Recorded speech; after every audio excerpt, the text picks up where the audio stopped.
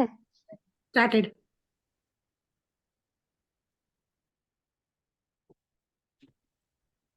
प्रिय माता जी, अभी एक बार सब ज्वाइन हो जाए, 2 मिनट का रखे ऐसा। यस माता जी। यस माता जी, it is started. Hare Krishna. Okay.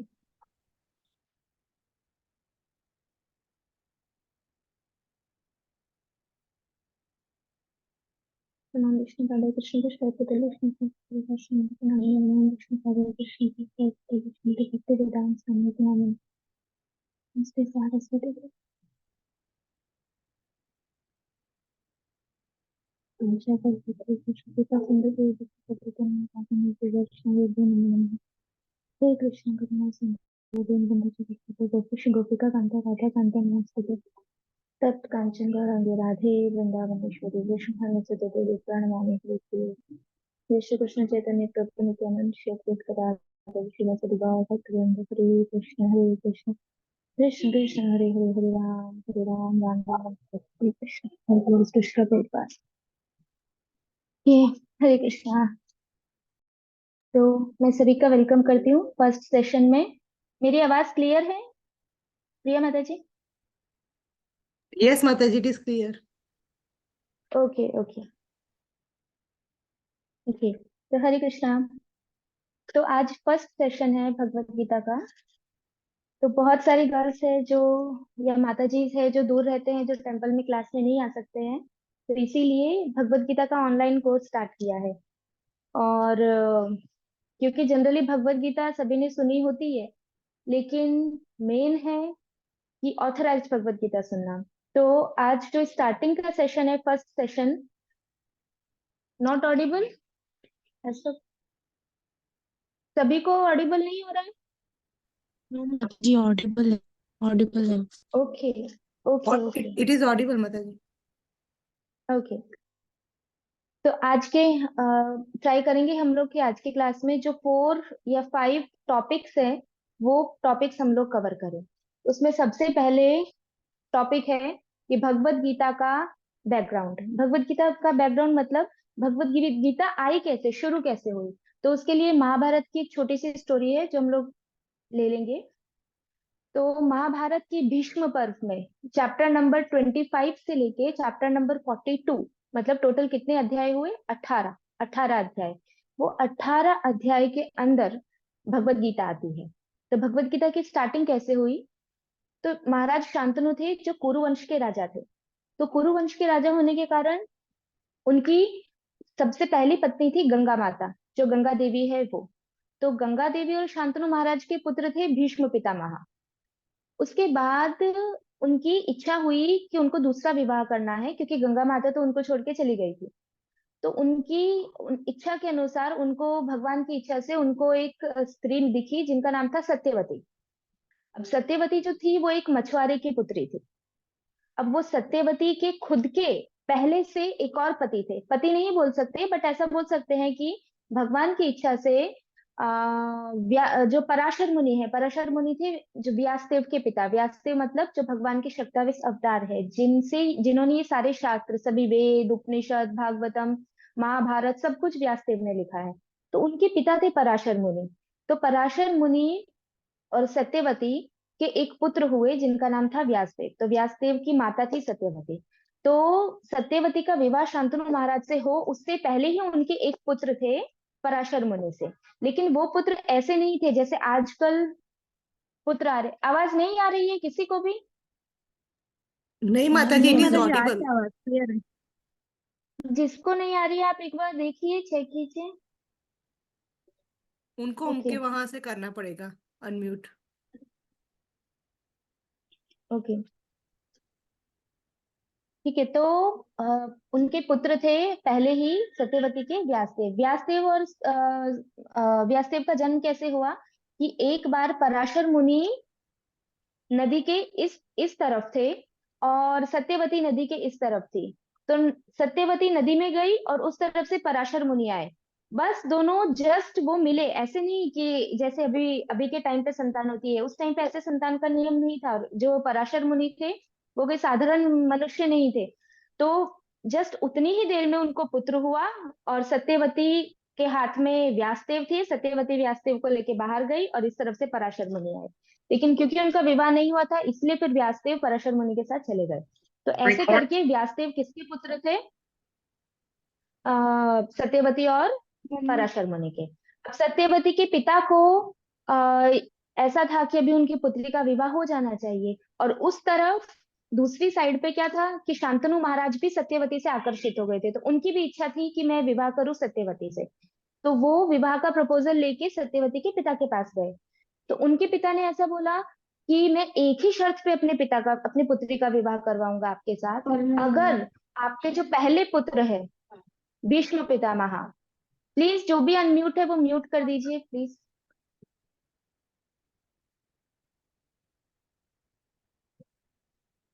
तो डिस्टरबेंस होता है बीच में।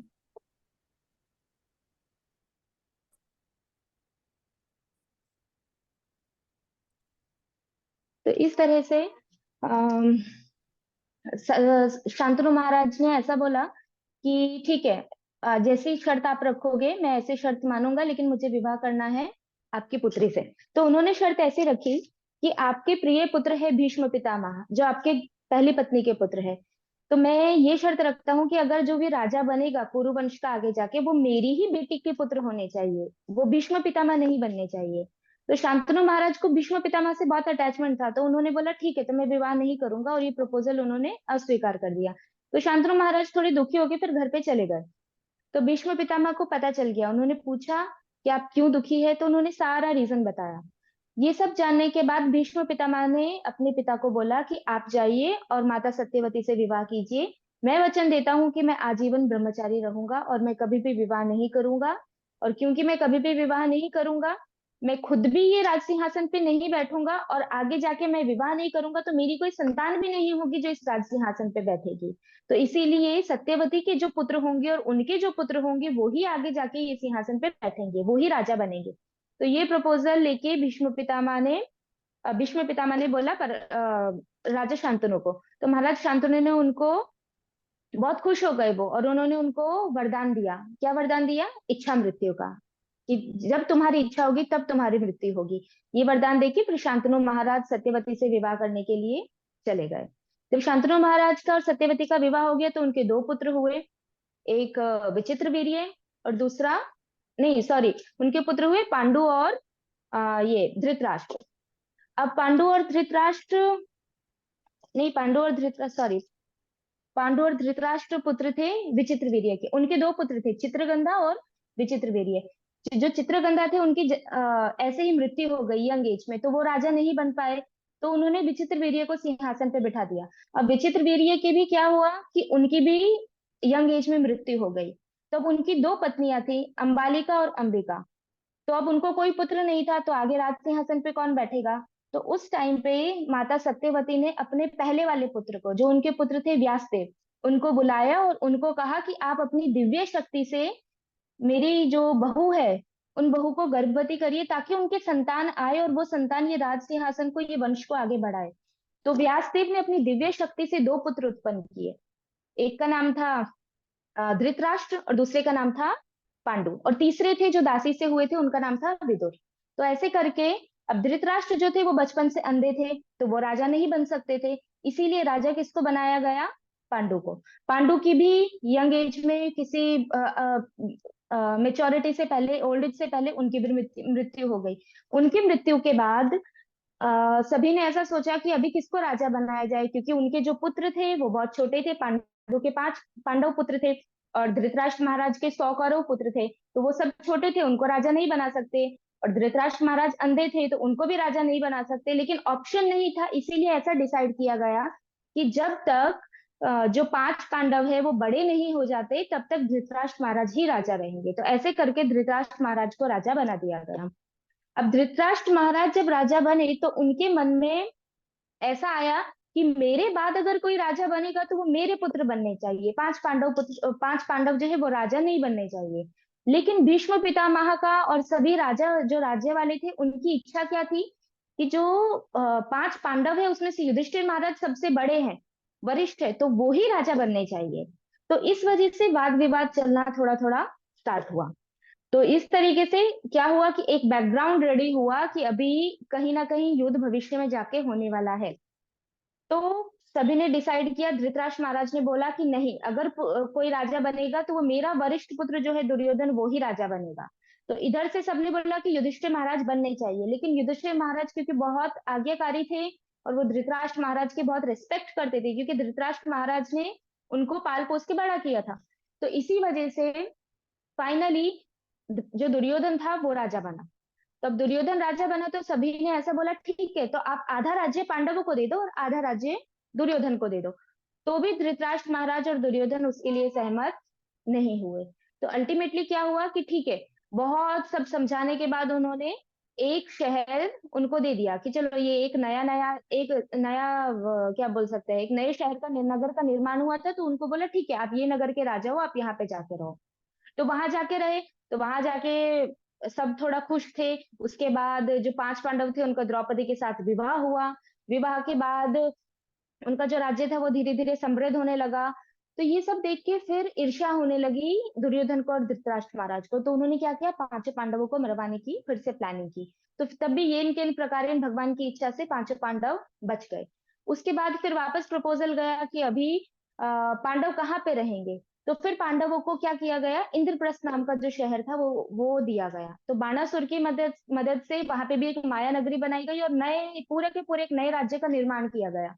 तो अब ये देख के फिर से दुर्योधन को और धृतराष्ट्र महाराज को ईर्ष्या हुई। तो उन्होंने सोचा अब क्या ऐसा किया जाए कि ये जो इंद्रप्रस्थ है वो भी पांडवों से ले लिया जाए। तो उन्होंने क्या प्लान किया कि ठीक है चलो अब हम क्या करते हैं, उनको गैम्बलिंग के लिए मतलब जुए के लिए चैलेंज करते हैं। अभी क्षत्रिय जो होते हैं वो प्रतिज्ञा के इतने स्ट्रांग होते हैं कि अगर उनको अपने परिवार वालों को या खुद को भी सेक्रीफाइस करना पड़े तो वो कभी पीछे नहीं हटते। प्रतिज्ञा इतनी स्ट्रांग होती है और यही क्षत्रिय का धर्म है कि क्षत्रिय कभी भी अपनी प्रतिज्ञा से पीछे नहीं हटता। तो उसमें क्षत्रिय नियमों में एक नियम ऐसा आता है कि अगर कोई आपको किसी भी गैम्बलिंग के लिए, जुए के लिए, किसी भी चीज के लिए चैलेंज करता है तो आप वो चैलेंज अस्वीकार नहीं कर सकते, आपको वो स्वीकार करना ही पड़ेगा। तो क्योंकि दुर्योधन ने चैलेंज किया था इसीलिए पांडवों को जुए वाला जो चैलेंज था वो स्वीकार करना पड़ा। और फिर उन्होंने जुआ लिया और उसमें भी चिटिंग से दुर्योधन जो थे वो शकुनी मामा और उन सबकी हेल्प से वो लोग जीत गए। और अल्टीमेटली जो उनके पास इंद्रप्रस्थ था वो भी वापस कहाँ चला गया, दुर्योधन के पास। वो सब फिर से हार गए। तो ऐसे करके ये पूरा का पूरा हुआ। अल्टीमेटली पांडवों के पास कुछ नहीं रहा। लास्ट में कंक्लूजन आया कि ठीक है पांडवों को आप 5 गांव दे दो और कुछ नहीं चाहिए। तो दुर्योधन ने बोला 5 गांव तो दूर की बात है, एक सुई जितनी जमीन भी मैं पांडवों को नहीं दूंगा।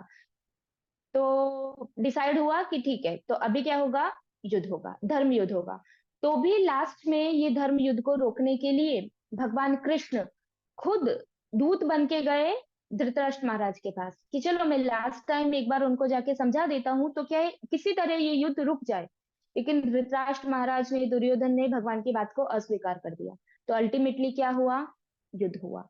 और वो युद्ध जो है वो सब युद्ध के लिए एकत्रित हो गए कहाँ पे, कुरुक्षेत्र में। कुरुक्षेत्र क्या है, धर्म भूमि है। तो सामने कौरव है और इस तरफ पांडव है।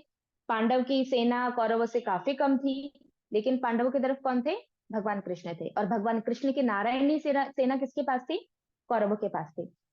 तो अल्टीमेटली युद्ध स्टार्ट होने वाला है। अर्जुन देख रहा है सामने की तरफ कि इतने सारे सामने मेरे भाई है, मेरे गुरु है, मेरे भीष्म पितामह है, तो वो सबका वध मुझे करना है। तो जो अर्जुन है उनका जो मोरल था वो बिल्कुल डाउन हो गया उस टाइम पे। तो अर्जुन ने क्या किया, कृष्ण को बोला कि आप थोड़ा रथ को आगे लेके चलो, दोनों सेना के बीच में लेके आप रथ को चलो ताकि मैं अच्छे से देख सकूं कि युद्ध में कौन कौन है। तो वहां पे जाके एकदम सेंटर में जाके भगवान खड़े होते हैं रथ को लेके। और वहां पे जाके फिर अर्जुन जब सबको देखता है तो अर्जुन का जो युद्ध करने का जो संकल्प था, जो एक क्षत्रिय जो होते हैं, क्षत्रिय का जो कॉन्फिडेंस था वो सब अर्जुन का डाउन हो जाता है।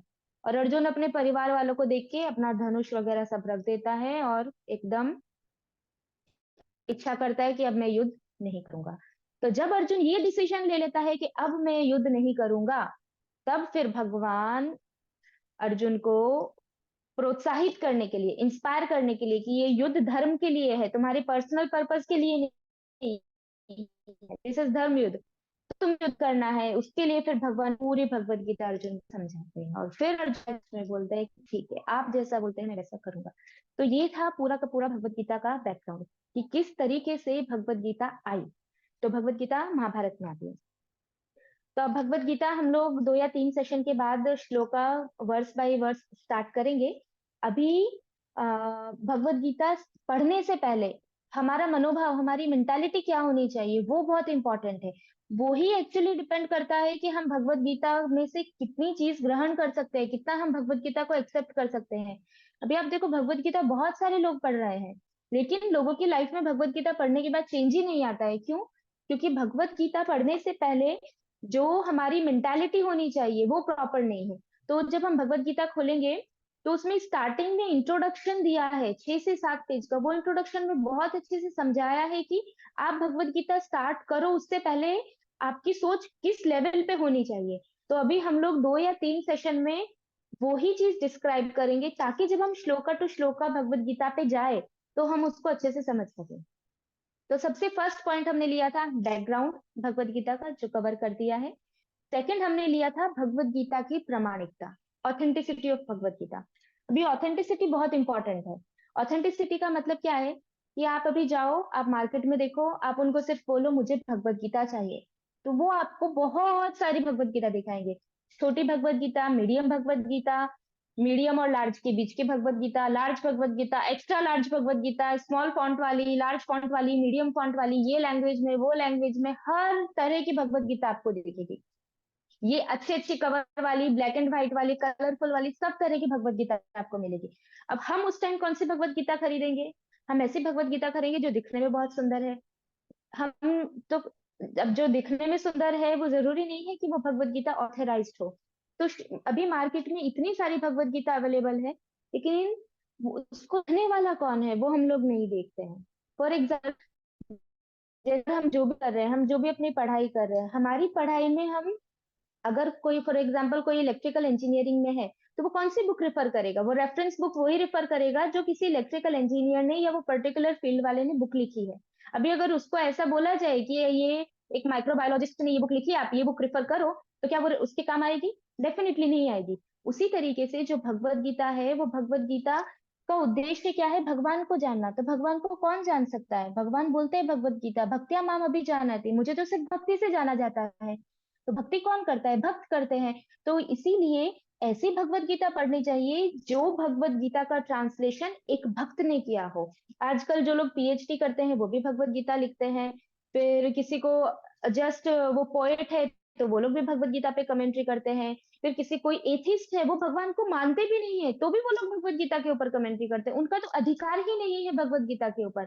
एथिस्ट का भगवत गीता पे कोई अधिकार नहीं है, फिर भी वो लोग भगवत गीता के ऊपर कमेंट्री करते हैं। तो इसीलिए हमें बहुत बहुत केयरफुल रहना चाहिए कि हम कौन सी भगवत गीता रीड कर रहे हैं। भगवत गीता जो है उसका तात्पर्य, उसका भावार्थ, उसका ट्रांसलेशन वो एक भक्त के द्वारा ही होना चाहिए। तभी भगवान आपके हृदय में भगवत गीता का जो ज्ञान है वो ज्ञान को जागरूक करेंगे, वरना Bhagavad Gita simple normal book की तरह रहेगी, आप उसका ज्ञान कभी ग्रहण नहीं कर सकते। आप पढ़ोगे, मन में रहेगा आज मैंने गीता पढ़ी है, मैंने 2 श्लोक पढ़े, 4 श्लोक पढ़े, बट वो 4 श्लोक का या वो 2 श्लोक का कोई इफेक्ट नहीं होगा। ये फैक्ट है, ये भगवान के खुद के वचन है। दिस इज नॉट, ये सिर्फ बोलने के लिए नहीं है, ये फैक्ट है। वैसे ही हमारे शास्त्र में बोला गया है कि जिस तरह से दूध होता है, ठीक है, दूध की सभी क्वालिटीज अच्छी होती है, लेकिन अगर एक सांप सिर्फ उस दूध को टच कर देता है, स्पर्श कर देता है, तो वो दूध पूरा का पूरा क्या हो जाता है? पॉइजन, जहर बन जाता है, फिर हम वो दूध को नहीं पी सकते। उसी तरीके से अगर कोई भी शास्त्र है, चाहे वो भागवतम है, भगवत गीता है, अगर हम भगवत गीता किसी ऐसे व्यक्ति से सुन रहे हैं या पढ़ रहे हैं जो भक्त नहीं है, तो भागवतम का और भगवत गीता का जो मेन उद्देश्य है, जो भगवान या व्यासदेव हमें देना चाहते हैं, वो हम तक कभी नहीं पहुंचेगा। वो इम्पॉसिबल है। क्योंकि जो मीडियम होना चाहिए शास्त्र के बीच में और ऑडियंस के बीच में, जो मीडियम होना चाहिए वो एक डिवोटी होना चाहिए, तभी वो शास्त्र का एग्जैक्ट मीनिंग ऑडियंस को समझा सकता है। वरना अगर कोई पैसे के लिए भगवत गीता सुना रहा है, भागवतम सुना रहा है, ये सब, तो आपकी मेंटालिटी वो सुनने के बाद यही आएगी कि मुझे पैसा कैसे कमाना है। अगर वो ये अगर उसके मन में जो भी गलत विचार है, वो सारे के सारे गलत विचार आप में आएंगे, क्योंकि वो शास्त्र बोल रहा है और उसकी मेंटालिटी आप में आएगी। इसीलिए भक्तों से सुनना जरूरी है।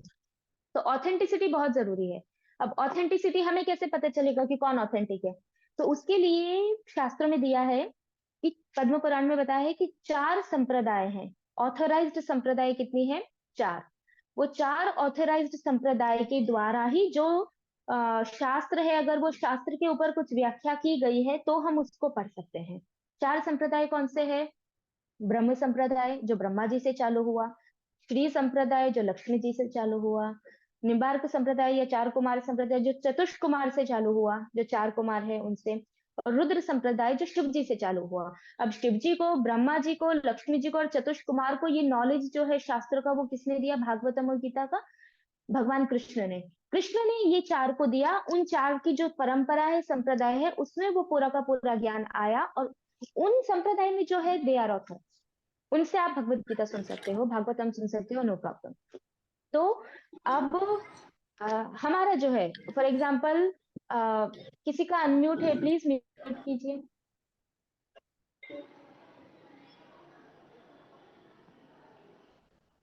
तो अभी हम देखेंगे कि अभी हम ये भगवत गीता रीड कर रहे हैं, ठीक है? दिस इज भगवत गीता यथारूप और Bhagavad Gita as it is. तो ये ऑथराइज्ड है या नहीं है? तो ये भगवत गीता का ट्रांसलेशन किसने किया है? एसी भक्ति वेदांत स्वामी प्रभुपाद जी ने, इस्कॉन के जो फाउंडर है वो। अब प्रभुपाद जी जो है, अब हमारा जो इस्कॉन है वो ऑथराइज्ड है या नहीं है? तो हमारा इस्कॉन किस में आता है? गौड़ीय मम्मी ने संप्रदाय में। हैंड्स फ्री से लाई तो प्रिया माता जी, हाँ माता जी। माता जी आप प्लीज से म्यूट का देखिए ना, मुझे बार बार बीच में। हाँ माता जी। अब मुझे छोड़ के सबको म्यूट कर दीजिए।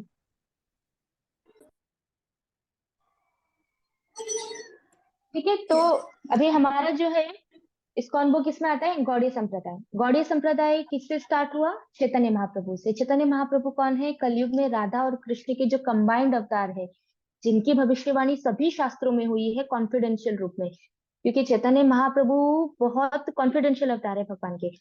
अब चैतन्य महाप्रभु कौन से गौड़ीय संप्रदाय किसमें आया? ब्रह्म संप्रदाय में। तो ब्रह्मा जी वाली जो संप्रदाय है वो संप्रदाय में इस्कॉन आता है, इसीलिए ये जो Bhagavad Gita it is authorised. तो इसमें से हम जो भी पढ़ेंगे वो किसी भी शास्त्रों के अकॉर्डिंग किसी भी परंपरा के बाहर का नहीं है। तो ये 4 संप्रदाय है, और मैंने ब्रीफ में बता दिया कि हम गौड़ीय संप्रदाय से है। गौड़ीय संप्रदाय के आचार्य है हमारे चैतन्य महाप्रभु, और उनमें ही चैतन्य महाप्रभु की ही परंपरा में आते हैं प्रभुपाद जी, और प्रभुपाद जी ने ही ये भगवत गीता का ट्रांसलेशन किया। आज पूरे वर्ल्ड में मैक्सिमम जो भगवत गीता है, इंग्लिश में, चाइनीज में, फ्रेंच में, रशियन में, हर एक लैंग्वेज में भगवत गीता अवेलेबल है प्रभुपाद की कृपा से। तो पूरे के पूरे वर्ल्ड में अभी लोग भगवत गीता रीड कर रहे हैं, चाहे वो क्रिश्चियंस हो, वो मुस्लिम हो, वो जैन हो, वो कुछ भी हो, ज्यूज हो, हर कोई भगवत गीता रीड कर रहे हैं, दे आर बिकमिंग डिवोटीज। इससे पता चलता है कि अगर आप भगवत गीता पढ़ रहे हो और आप भक्त बन रहे हो तो इसका मतलब भगवत गीता ऑथराइज्ड है। अगर आप भगवत गीता पढ़ रहे हो और भक्त नहीं बन रहे हो, इसका मतलब कहीं ना कहीं प्रॉब्लम है।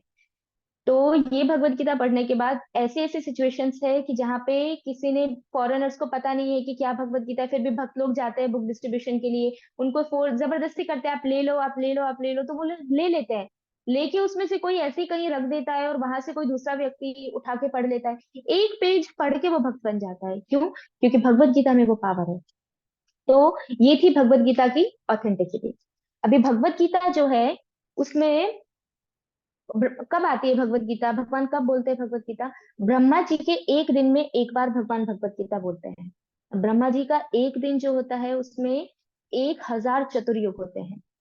1000 चतुर्युग का मतलब होता है कि 1000 बार, चतुर्युग मतलब सतयुग, त्रेता युग, द्वापर युग और कलयुग। तो ऐसे 1000 चतुर्युग ब्रह्मा जी के एक दिन में होते हैं।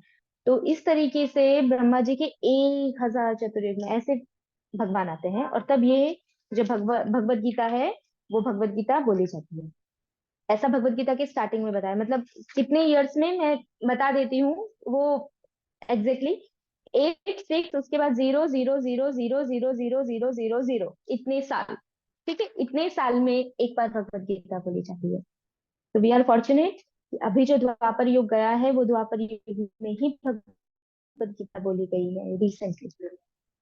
थर्ड टॉपिक था भगवत गीता के अपराध। ऑफेंसेस। अब जब हम बुक डिस्ट्रीब्यूशन के लिए जाते हैं, हम किसी को भगवत गीता देते हैं तो लोग बोलते हैं नहीं नहीं घर में पड़ी रहेगी, कौन पढ़ेगा, हमें पाप लगेगा, हम पाप में नहीं पढ़ना चाहते, हम किसी को देंगे वो नहीं पढ़ेगा तो पाप लगेगा। तो लोगों के मन में ये मेंटालिटी सेट है कि ऐसे करने से भगवत गीता में पाप लगता है, बट ऐसा कहीं नहीं है।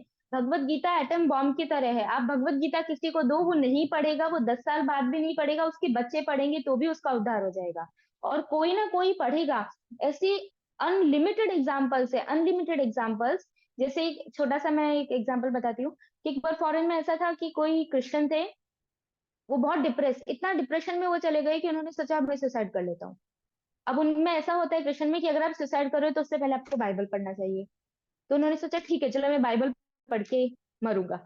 तो उन्होंने घर में ढूंढी बाइबल, अनफॉर्चुनेटली, और लेकिन से फॉर्चुनेटली उनके घर में बाइबल नहीं मिली, तो उनके घर में मिली भगवत गीता। उनको किसी भक्त ने दी होगी फॉरेन में, तो उन्होंने रखी हुई थी, तो उन्होंने सोचा ठीक है चलो तो मैं भगवत गीता पढ़ लेता हूँ। तो उन्होंने भगवत गीता पढ़ना स्टार्ट किया, 1 पेज 2 पेज 3 पेज, 1 अध्याय 2 अध्याय 3 अध्याय कर करके उन्होंने पूरी भगवत गीता पढ़ी, एंड ही बिकेम डिवोटी।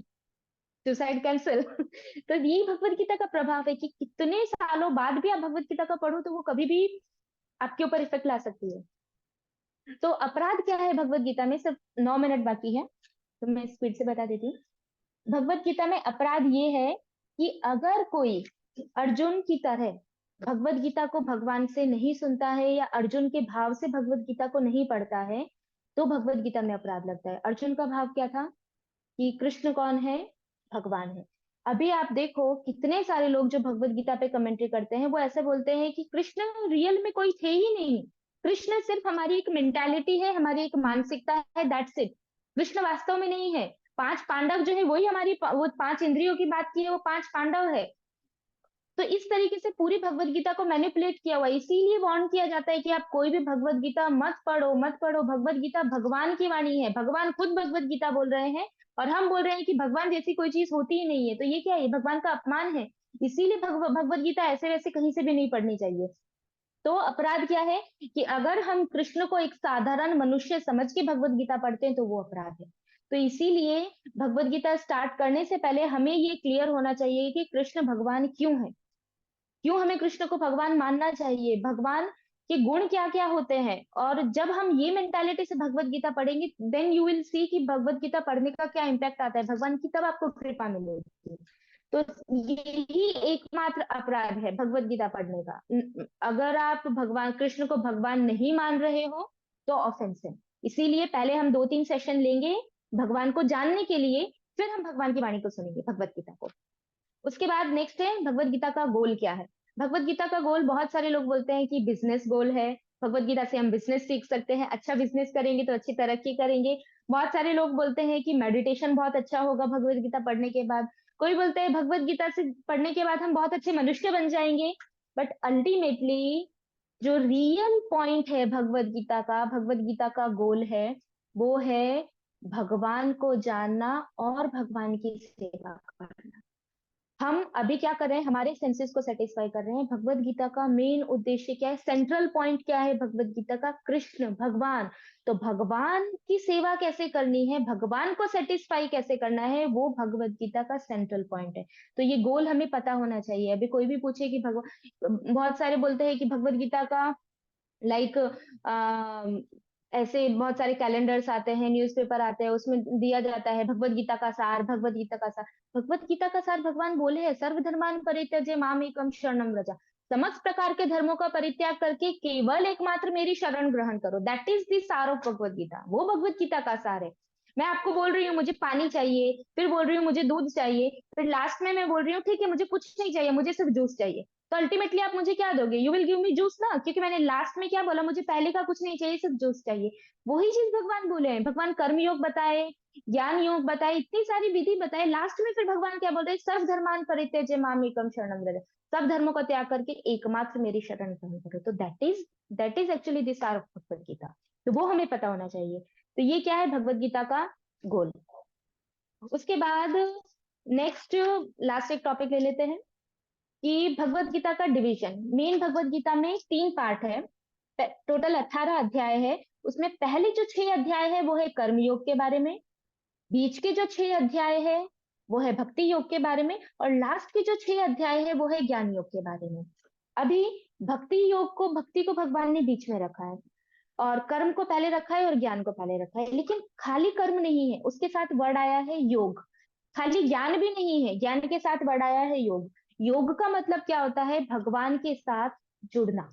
तो इसीलिए कर्म योग का मतलब क्या है? ऐसी एक्टिविटीज या इस तरह के शास्त्रों में दिए गए निर्धारित कर्मों को करना जो भगवान से जुड़ सके। ऐसा नहीं है कि हम कोई भी एक्टिविटी करेंगे तो दैट इज कर्मयोग। नो, मैं खा रही हूं तो वो कर्मयोग नहीं है, उससे मेरा भगवान का कोई कनेक्शन नहीं हो रहा है। लेकिन ऐसी एक्टिविटी करना जो भगवान से जोड़ सके, दैट इज कर्मयोग। ज्ञान योग का मतलब ऐसे शास्त्रों का अध्ययन करना जो शास्त्रों का अध्ययन करने से आप भगवान से जुड़ सके, तो उसको बोलते हैं ज्ञान योग। अब बीच में है भक्ति योग। भक्ति योग का मतलब, भक्ति को भी भगवान ने बीच में क्यों रखा है? क्योंकि भक्ति भगवत गीता का सेंट्रल पॉइंट है। भगवान हर तरीके से, कर्म से, ज्ञान से, अल्टीमेटली फोकस किस पे करना चाहते हैं? भक्ति के ऊपर। इसीलिए भगवान ने भक्ति को बीच में रखा है। क्योंकि जैसे एक सैंडविच होता है, तो सैंडविच का मेन पार्ट क्या होता है? ऊपर नीचे की ब्रेड मेन पार्ट नहीं होता, मेन पार्ट होता है उसकी जो फिलिंग होती है वो। सिमिलरली भगवत गीता की जो मेन फिलिंग है दैट इज भक्ति। तो भक्ति योग भगवान ने सेंटर में रखा है, एकदम सेफ, उसको प्रिजर्व करके रखा है।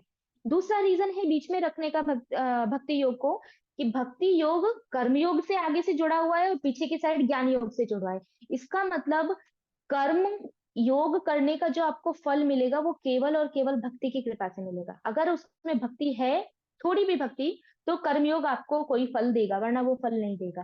सिमिलरली ज्ञान योग का अगर फल चाहिए तो उसके लिए भी भक्ति का शेल्टर लेना जरूरी है। अगर आप भक्ति का शेल्टर नहीं लोगे तो ज्ञान योग भी आपको फल नहीं देगा। इसीलिए कर्म और ज्ञान के बीच में रखा है भक्ति को। तो हम लोग जब भगवत गीता स्टार्ट करेंगे तो हम श्लोका टू श्लोका पढ़ेंगे, तब हम लोग देखेंगे कि किस तरीके से हर श्लोक भगवान ने भक्ति से कनेक्ट किया है। और फिर जो मेन जो चैप्टर्स हैं हमारे, वो होंगे चैप्टर नंबर 7 to 12, मतलब भक्ति योग के चैप्टर। तो इस तरीके से ये 3 डिवीजन है भगवत गीता के जो भगवान ने डिवाइड किया है। क्योंकि भगवत गीता का उद्देश्य क्या है? शुद्ध भक्ति, प्योर डिवोशन, कोई मिश्रित भक्ति नहीं। भगवान भगवत गीता में मिश्रित भक्ति नहीं बोले हैं। वो हम सुनते हैं ऐसा कि चलेगा, ये भी करते रहो, ये भी करते रहो। हम अभी कर रहे हैं, ठीक है, लेकिन हमें पता होना चाहिए हमारा गोल क्या है। अगर गोल पता है तो एटलीस्ट 1 साल, 2 साल, 3 साल, 10 साल, 20 साल के बाद भी हम वो गोल पे पहुंच सकते हैं। लेकिन अगर हमें पता ही नहीं है कि गोल क्या है, तो हम कभी वहां पे पहुंचेंगे ही नहीं। भगवान कहना क्या चाहते हैं वो सबसे ज्यादा इंपॉर्टेंट है। तो इस तरीके से ये 4th पॉइंट था जिसमें भगवत गीता के जो विभाग है वो हम लोगों ने कवर किए। अब जो नेक्स्ट पॉइंट है उसके लिए अभी टाइम नहीं है, सिर्फ 3 मिनट बाकी है। नेक्स्ट टाइम हम लोग लेंगे, लेकिन नेक्स्ट टाइम 1 घंटे का क्लास होगा। आज थोड़ा टाइम लिमिटेशन था, सिर्फ 40 मिनट्स का ही है। नेक्स्ट टाइम से हम लोग उसका जो टाइम लिमिटेशन है वो बढ़ा देंगे, तो 1 घंटे का क्लास ले सकते हैं। तो अभी जो कुछ पॉइंट्स बचे हैं डिस्कस करने के, वो हम लोग फिर नेक्स्ट क्लास में ले लेंगे। ठीक है, अगर किसी को कोई भी डाउट है या क्वेश्चन है तो आप मुझे पर्सनली मैसेज करके, आज स्पेशली आज के क्लास में पर्सनली मैसेज करके पूछ सकते हो, क्योंकि आज अभी क्वेश्चन पूछने का भी टाइम नहीं है। अभी 2 मिनट में क्लास पूरी हो जाएगी, जूम बंद हो जाएगा। तो आप मुझे पर्सनली ऑडियो या मैसेज, सिंपल टेक्स्ट मैसेज भी कर सकते हो, कोई प्रॉब्लम नहीं है। फिर नेक्स्ट टाइम से हम लोग बनार का सेशन लेंगे, तब क्वेश्चन आंसर लास्ट में रख सकते हैं। ओके, हरे कृष्णा। वंश कल्पतरुभ्यश्च कृपा सिन्धुभ्यैव च पतितानां पावनेभ्यो वैष्णवेभ्यो नमो नमः। अनंत कोटि वैष्णव वृंद की जय, श्री प्रभुपाद की जय। हरे कृष्णा माता जी, thank you. It was very जी वंडरफुल क्लास। प्रिया माता जी। बहुत ही अच्छा था माता जी, आपने बेसिक से हमारा डाउट क्लियर किया। Thank you so much. Hare Krishna माता जी, हरे कृष्ण। ठीक है, अभी सैटरडे को मिलते हैं माता जी सभी। हरे कृष्णा।